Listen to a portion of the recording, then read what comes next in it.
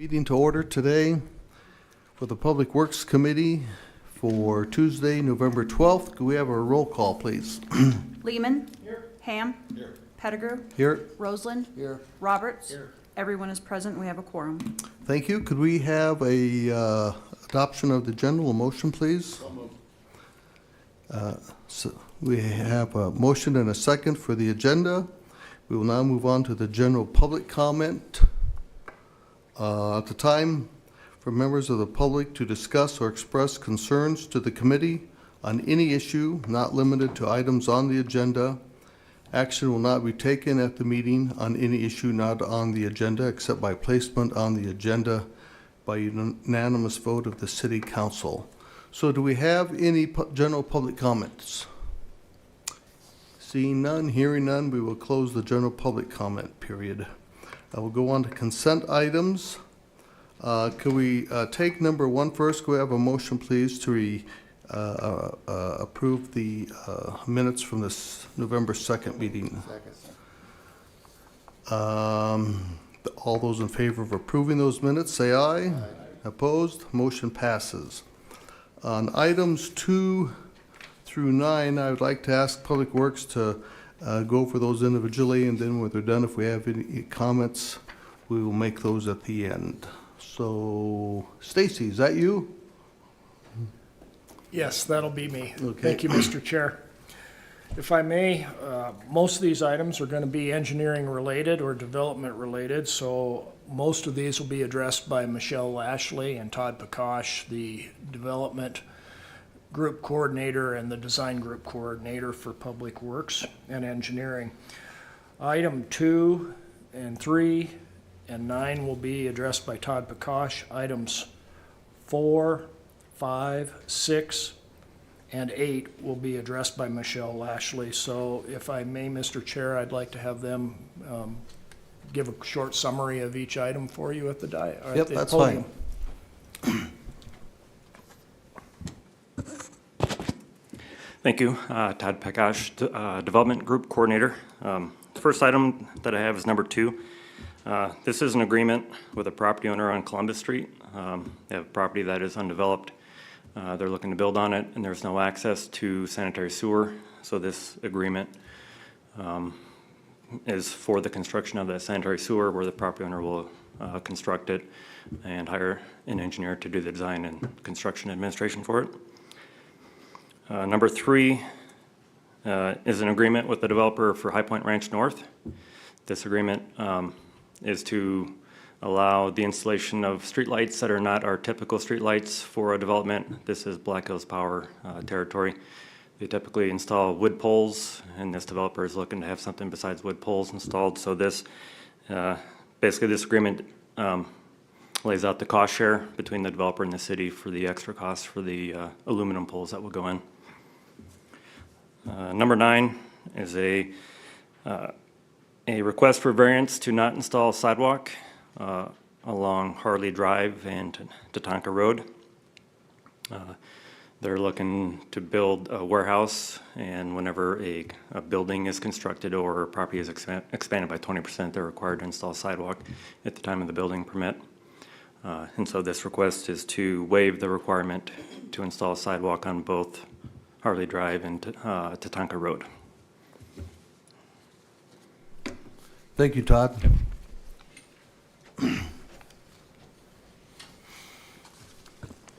Good afternoon.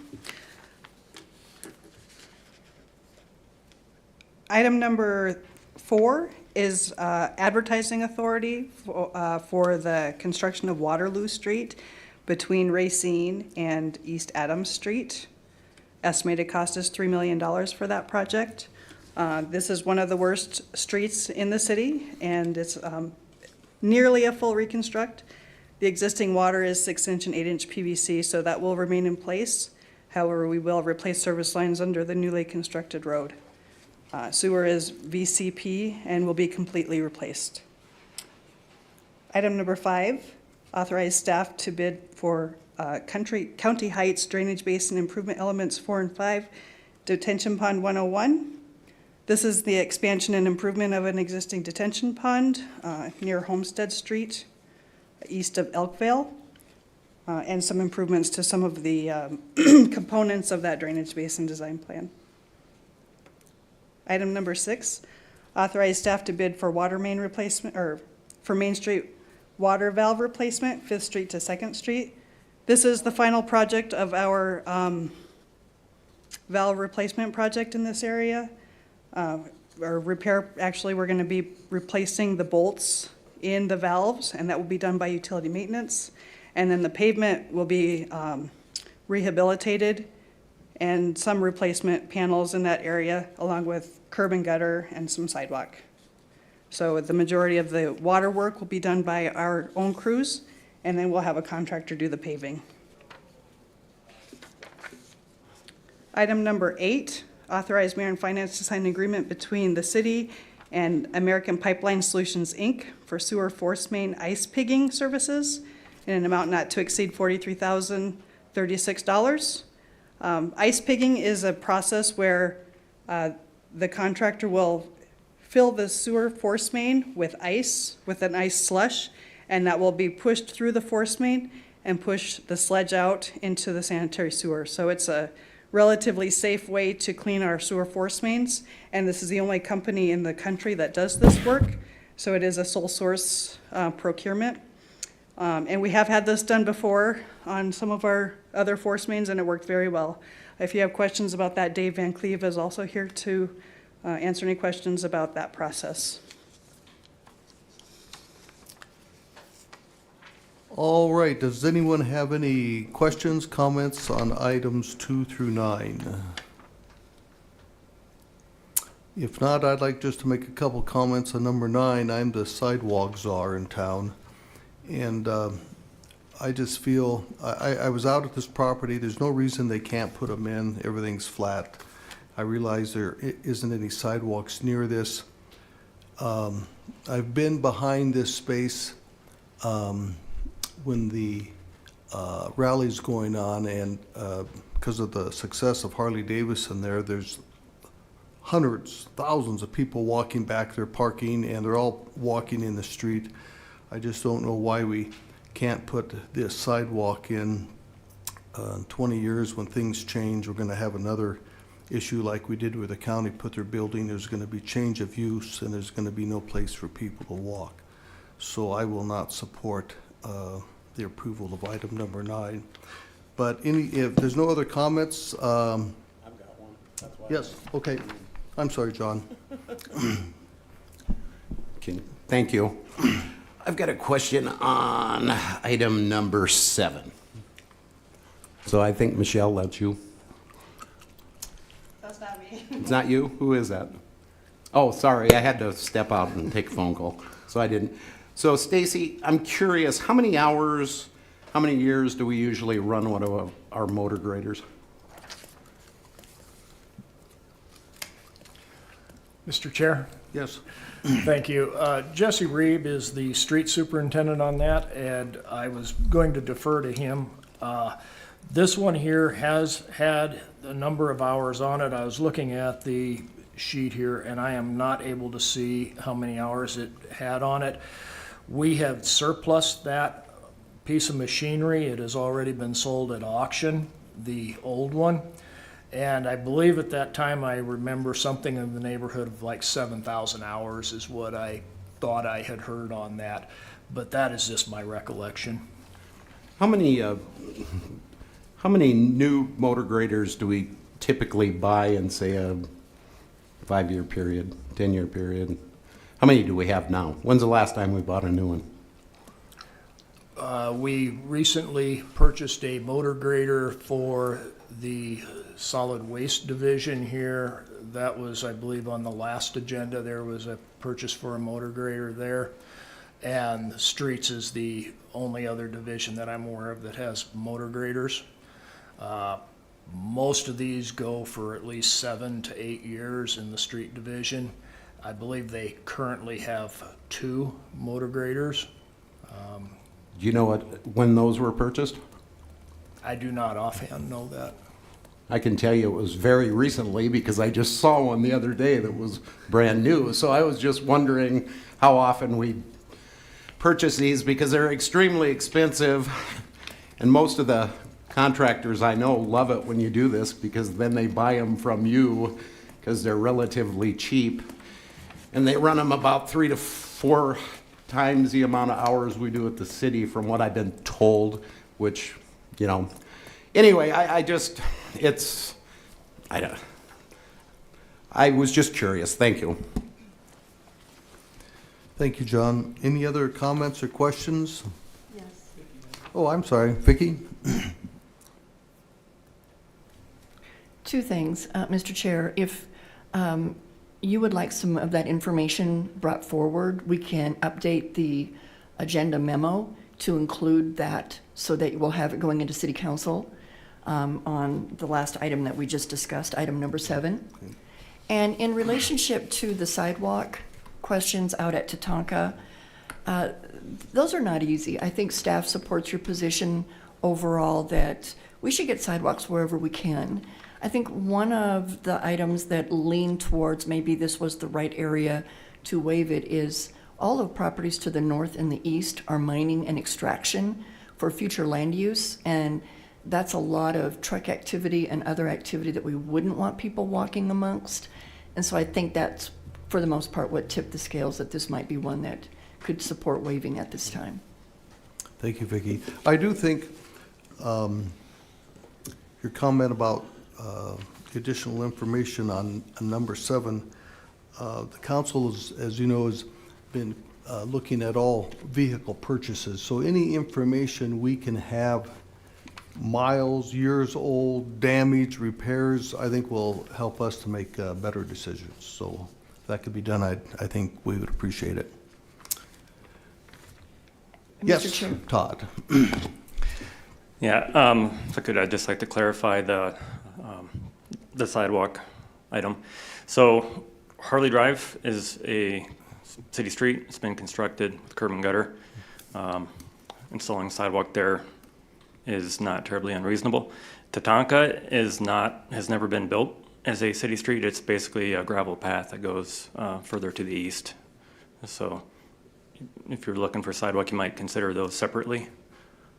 Just because of the constructability of sidewalk along Tatanka, it really is just basically goes to a bare field and there's no road there. Thank you, Todd. So do we have a motion? Motion to approve 2 through 9. Can I amend that and say 2 through 8, please? Pardon? Make a substitute motion to approve 2 through 8. Motion to approve 2 through 8? All in favor? Aye. Those opposed? And now can we have a motion, please, to approve item 9? Second. And those in favor? Those opposed? No. And I would be a no as well. That's the end of our consent items. Now we move to the non-consent items, 11 and 12. We don't have any items for non-consent on 11 and 12. We only have 10. Yeah, we only have 10 listed here.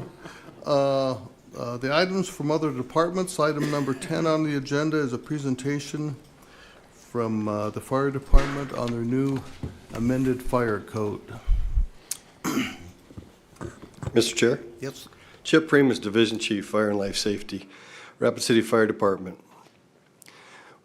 First, before we get started, I want to thank the community outpour and support, helping us work through all these amendments that you're seeing here today. It'd be engineering companies, designers, developers. A lot of the recommendations of the amendments here are from their input. So all the hard work everybody's put into this. So thank you.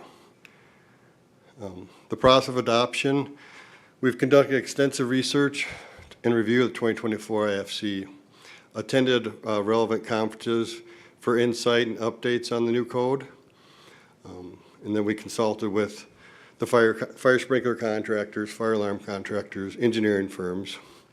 This was distributed out to probably 700 to 1,000 email addresses, be it to all the firms, the Home Builders Association. I met with their government board a couple times, work with them. Most of these amendments that we have in here, they've been in the ordinance from 1997. And that's the reason why there's such a large so many amendments, is we just had to change the legal format so it matched it. So next time when we redo ordinance fire code, we can pull 5 or 6 items out of the current format and just replace them. And a lot of this research and things we went through was to help with affordable housing. There's some items in there that increased the cost and had no real safety benefit. And one section was in an apartment complex, you have to pre-wire each dwelling unit to be ADA accessible because they have different devices. And they need more power, and it's not affecting the ADA code whatsoever. The apartments still have to have so many ADA dwelling units. So what we did is we deleted that section because we did a cost comparison. At one of the just recent 150 unit apartment, it cost $71,000 for the fire alarm. If we would have pre-wired it like the ordinance says without amendments that we put in, it would have been $200,000 for the fire alarm system. Another section is the Fire Command Center.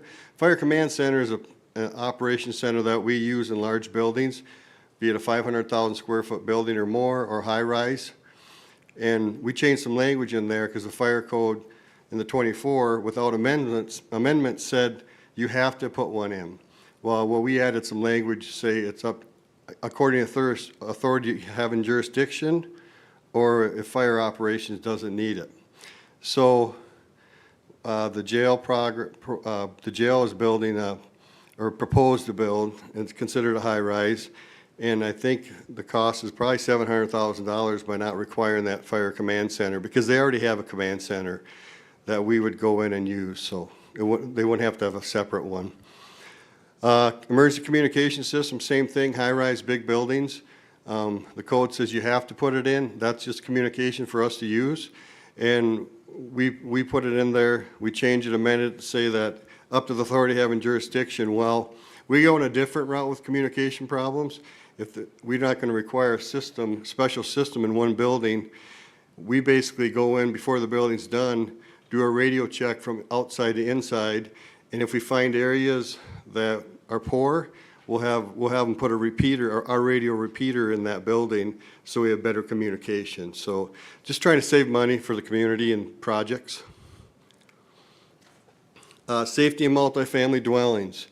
There's a couple sections in here that we added this hoarding section, and the reason being is there's nothing in the code says anything about hoarding in multifamily dwellings. It talks about fire load, increased fire load, and things like that, but we wanted a specific section because across the country, hoarding has become a problem. And what this does, it gives us a tool to work with the apartment complex managers, owners, to say, you can't do that. We work with the tenant saying, you can't have excessive stuff in there.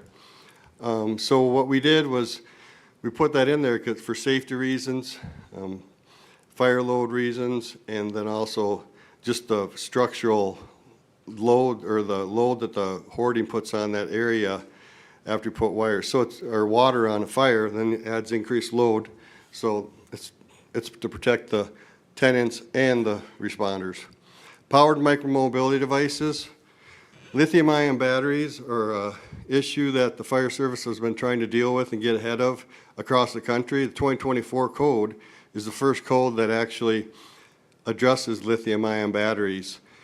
And the wording I put in here is what I've been doing for research is the 2027 code is probably going to match my language. Basically what it says, the way the ordinance, or the way the amendment, without the amendment, it says you can store, repair, and charge these micro mobility devices in your apartment house. Well, I took it out. You can't store, charge, or repair them in the dwelling unit. There has to be a separate area in the apartment or outside where these things can be charged for a safety reason. So, except that one exception is this, is if the person is dependent on the use of it for independent living.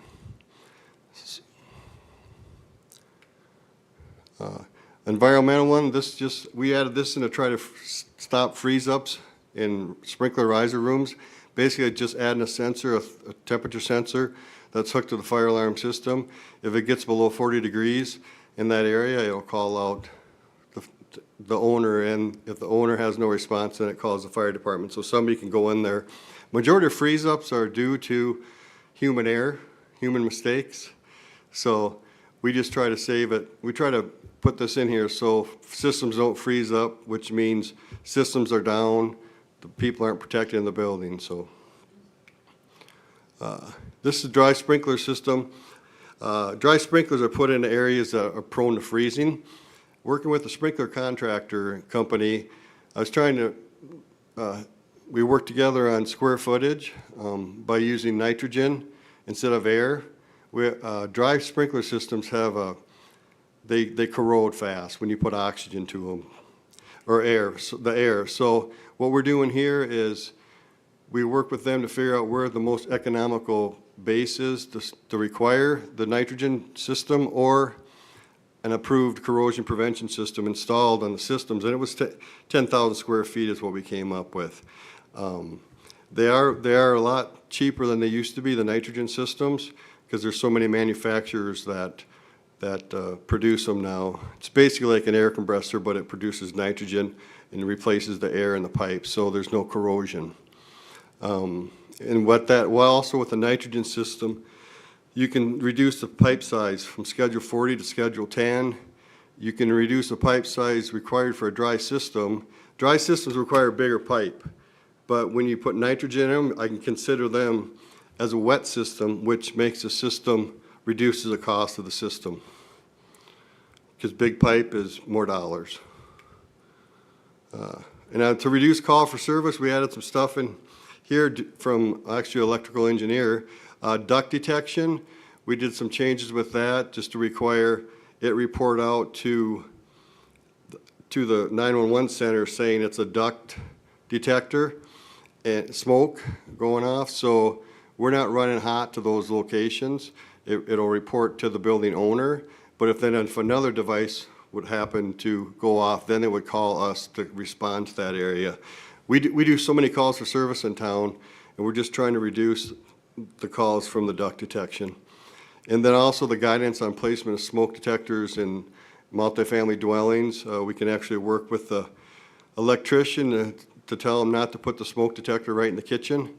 And then also right outside the bathroom door, because we get so many cooking at 4:35, 5:36, we get so many calls for service due to a smoke detector because somebody was cooking supper. So we're just trying to reduce the calls for service. The benefits of fire sprinkler systems, less firefighter exposure to hazards, reduces demand of the service at a structure fire. And then what it does is allow the units to respond. When we have a structure fire and the building's sprinklered, we're on scene less time. And what happens then is we can release units sooner, which they're available for other calls of service. And then there's also the insurance savings that you get from a fire sprinkler system. And a fire sprinkler system also, it reduces the chances of a business not opening. Without a sprinkler system, buildings, they burn down. And then the business is closed. 80% of the people are businesses that have a fire, a large fire, fail to open or don't reopen within 18 months or they close down. It reduces the demand on the water infrastructure. Scottsdale, Arizona did a 15-year study, and it shows the protected buildings used 341 gallons of water for unprotected, or for a structure fire, where when there was no protection, it used 2,935 gallons. Structure fires generate contaminated water runoff and air pollution, and structure fires have the largest impact on the carbon footprint. This section here has to do with the firewalls versus fire sprinklers in the fire area. What this ordinance here amended is saying that you cannot install a firewall to not protect your building, not put a fire sprinkler in. Firewalls are typically installed to get on the square footage. To install the fire sprinklers due to the initial cost. Firewalls are expensive. Firewalls are costly to construct by subtracting the cost that could pay for a portion of the fire sprinkler system. Firewalls have no insurance cost reduction. That reduction pays for the sprinkler system over time. And then buildings with fire sprinklers are more marketable for business types. In today's world, business relocate more than they did in the past. Here's an example of some pricing. A 8,000 square foot building warehouse, this was this spring, was $21,283. That's $3 a square foot. A single family home is $2 a square foot. And then firewall construction, talking with some engineers on this, they wouldn't give me a hard number, but we settled on about $10,000 to build the firewall. And then what we also run into with firewalls when they try to break up a building and to try not to sprinkle it, by these businesses moving, they need to open up the wall, and then here we come walking in on doing a safety inspection, and they got the wall tore out without telling everybody, and then they have to retrofit the building with the fire sprinkler, and that costs a lot more money to retrofit a building. So we're trying to hit it up ahead of time. And that's what a firewall does. That's a downtown Sweeney fire. As you can see, if that was fire sprinkler, you would have no fire. This is a fire department, so we have access. We were requiring 4 or more apartment, building with 4 or more apartments to have a master key system. And what that is one key can open all the doors. I did a cost assessment on a 12-plex. It's $297 more than just a normal key sets. So it's just a setup fee is $297. And then there's an interior attic access. If you have, the building code only says you have to have 1 access to the attic. Well, we have large apartment houses that we've tried to add a couple accesses for us to be able to investigate, like I say, a heat detector going off. What this does is it helps us work with the designer saying, hey, can you install a couple more attic accesses? And this is a 1 and 2, this is a 40 unit rule and then the 200 unit rule, dwelling units. And the reason we have this in there, the fire code says 30, shall not exceed 30. What we did is we changed this to 40 to match the IDCM. And then the 200 unit rule dwelling says, even if all the buildings are sprinklered, you still have to have separate fire apparatus access or ways to get out of that area. And what we did with this one is we added that size can be determined by the fire code official. So basically, working with the developer, if we can't get another way in from a different angle, then we can just say, hey, could you build the approach larger? Say, so 3 cars can go through in case the cars broke down, or we're pulling holes through there that to encourage development, make it work. So that's all I have. Thank you. Any questions? Chip, I got a question. I had a small home builder in my store yesterday, and he was asking me questions about this. Believe it or not, I did stay up late one night and read all that material you gave me. And his question was, he'd heard that all new construction in homes have to have a sprinkler system in them. And I said, I don't think that's the case. Would that be correct? That's correct. There's no requirement for 1 and 2 family dwellings to have fire sprinklers installed. What if someone builds a 10,000 square foot house? Does that need one? Okay, like a 10,000 square foot house. So we base it off the fire flow of what the hydrant system can provide in the street. Usually it's 3,500 or 1,000, 1,500 gallons a minute. Well, then we look at our book, if that house is so large, we don't have the available fire flow in the street. So then, when you sprinkle a structure, you can cut the fire flow demand in half. So that's why that structure might require a fire sprinkler. And then it depends on the location too. If it's in an area that's over the 40-unit rule, we would require, or we'd have the builder or developer choose to put sprinkler systems in all the structures. So by them choosing to put the fire sprinklers in there, we feel like we're trying to minimize some of the risk by adding fire sprinklers, wildland mitigation, and then the siding and requirement for buildings. Thank you, Chip. Any questions, comments for Chip? Thank you, Chip, for your presentation. Can we have a motion to adjourn? Second? We're adjourned.